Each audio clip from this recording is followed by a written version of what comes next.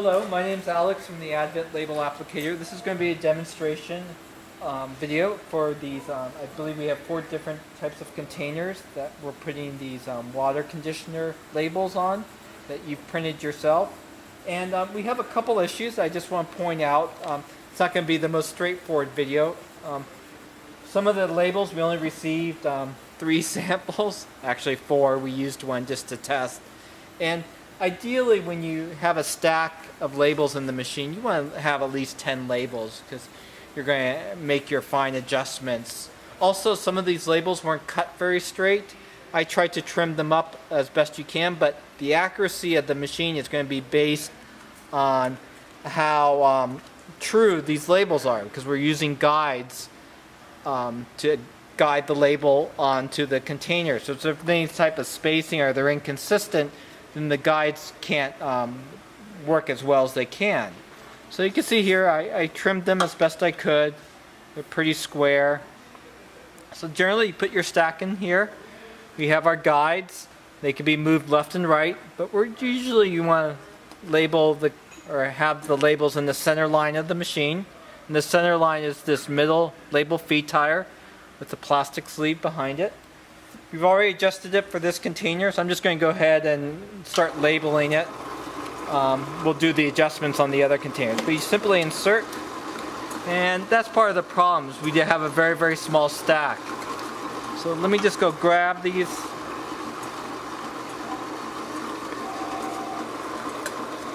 Make sure they're fanned forward, make sure it's moving, and then we'll reset. There we go. So you insert a container and it feeds a single label on. There we go. Pretty good. Let's go ahead and just label some more and see how it comes out.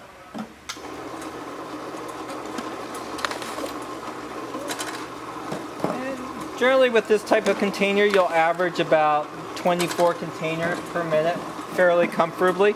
It's just 2 hands. Guide it to the rollers, it will take it out of your hands. And then you can see a label goes on in about less than a second, and just take it out. We have a standard overhead pressure arm that's applying pressure to this unfilled container, so that allows it to pull that label on without any skipping. You can see it goes on very nicely, nice and tight. Looks really good. Okay, so let me go ahead and do a changeover.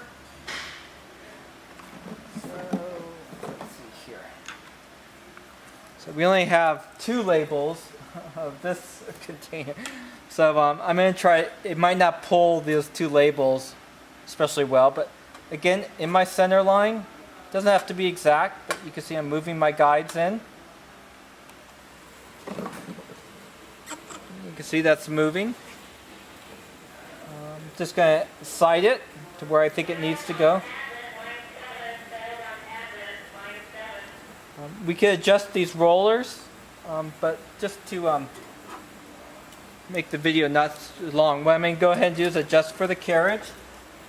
So this allows you to adjust for different diameter containers. You can go from 1 to 12 inches just by turning this carriage knob.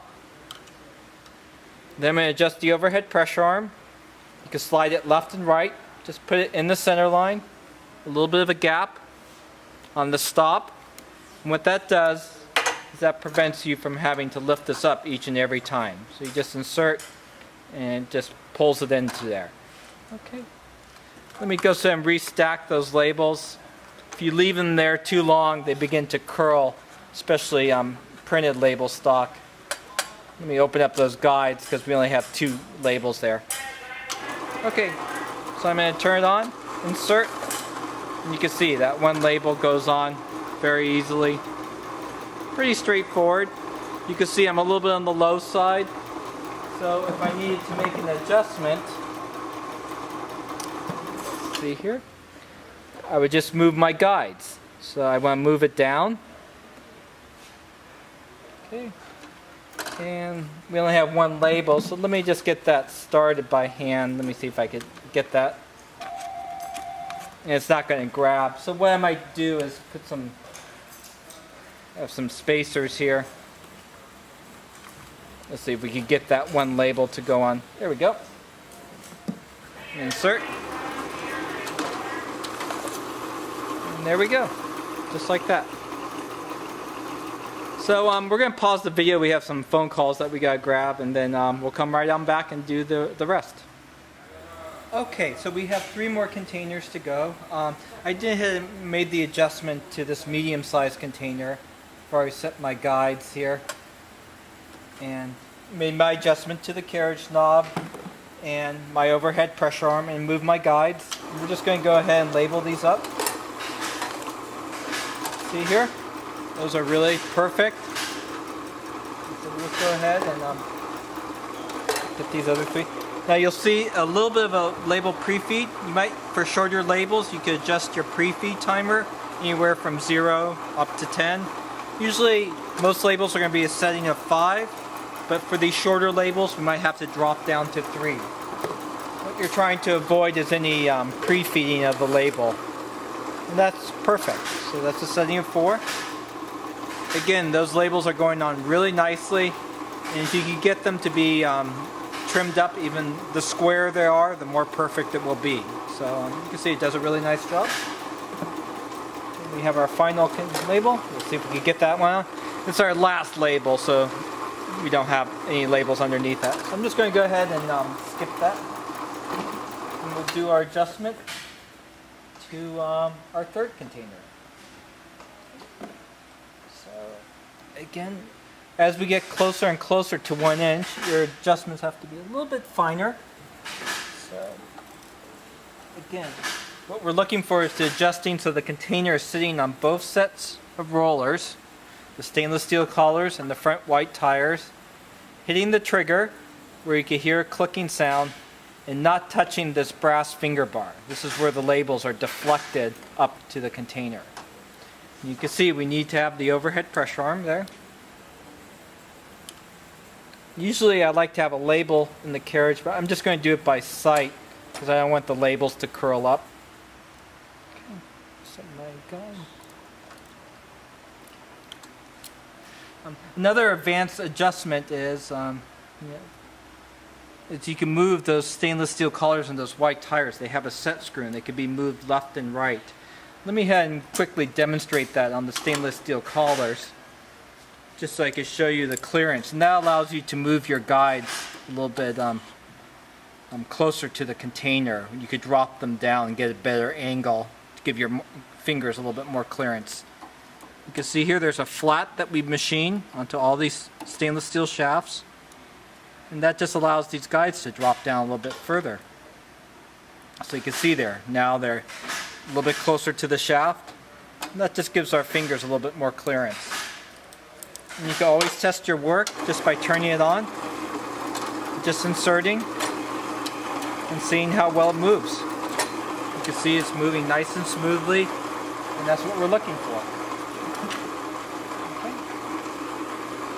So I'm going to grab my stack of labels.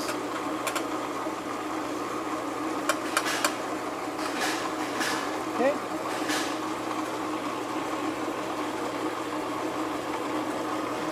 A little bit tight. There we go. Alright. I think a setting of 3 might be a little bit better.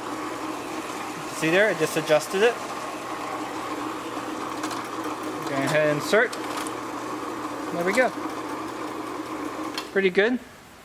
I also noticed that you're using a 100-pound label stock.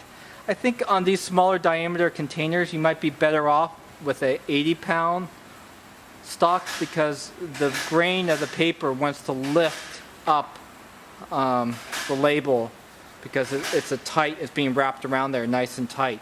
So just something, I think 80-pound will work a little bit better. You can see it's a little bit on the high side, so we can certainly adjust it. So I'm going to move the container up a little bit. Move my guide. Pretty good.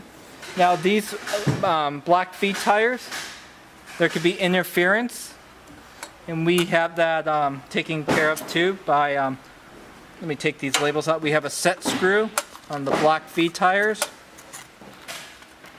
Take those out. We only have 2 labels left, so let me see if I could get this adjusted so we could just get at least one more label on. Has a set screw. We're just simply going to move that out of the way. Generally, for most smaller labels, you only need the single feed tire behind this plastic sleeve. That's what creates the pinch point and allows that label to be fed through. The wider, using the other two label feed tires help with wider labels, especially towards the edges. On certain paper stocks, they help quite a bit. Let's see if I can get that started. Okay. Very good. Turn it on. There we go. So we moved it down. Really straightforward. You know, ideally we would have more labels to work with, but looks good. So I'm not going to try to get that last label on, especially on a really small label like this. I'm just going to grab that. And then we'll do our final label. And this is the trickiest one, just because it's right at 1 inch. And it just requires, you can hear it's still clicking, so that's good. And ideally, because it's a very small diameter, just need to toggle it. Sometimes it's not in the cards to get those set screws. There we go. Alright. So once you get those set, oops, and get the right size here. Of course, the machine comes with the Allen wrench tool. Do make sure that you tighten those up back on the shaft. If you don't, leave the set screw out too far, you can stop the glue roller. It might hit the glue roller. So you always want to make sure that that's nice and tight, again, up against that shaft. You can see there, that allows me to drop it down really close to the shaft. And same thing with that one. And you can see the pressure or the weight of the trigger will pop it up, so you really need to use the overhead pressure arm or get that into play to do your final adjustments. A little bit of a gap. The smaller the gap, the easier it is to get the container to go in there. We can check our work. You can see it's very tight. A little bit on the close side to that cover. But it looks good. It's not jumping. It's nice and smooth. Okay.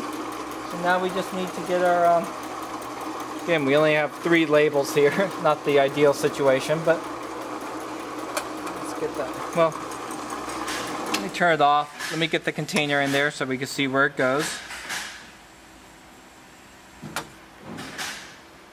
Okay. That should be it. Okay. And it's hard to tell. I think that's going to be pretty good. I might be a little bit on the... Move it down just a little bit. Trying to work fast.